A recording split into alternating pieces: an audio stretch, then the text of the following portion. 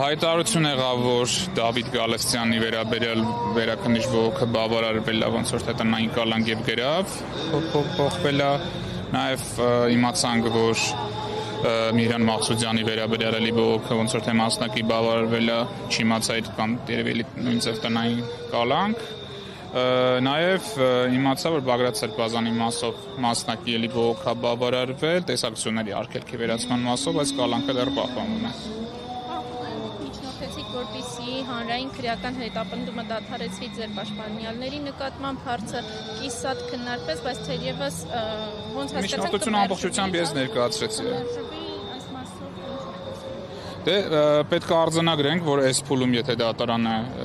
չի դադարեցնում հետապնդումը, ապա նույնիսկ եթե հետագայում արդարացման դատական ակտ կայացնում, ստացվում է, որ այս ամբողջ ժամանակահատվածում անձինք անիրավի գտնվել են ազատազրկված կամ քրեական հետապնդվողի կարգավիճակով։ Լարված մթնոլորտում են ասում, այս մասով հանրային մեղադրողները Ես կարծում եմ իրանք այս գործի ապօրինության բարոյական ճնշման տակ են եւ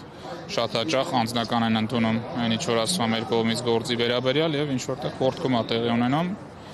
բնականաբար եթե իրանք եկած լինեին նորմալ քրեական գործով վստահ իրենց ապացույցների վրա վստահ իրենց արած գործի ճշմարտացիության վրա այդ նյարդային արձագանքները մենք չէինք տեսնի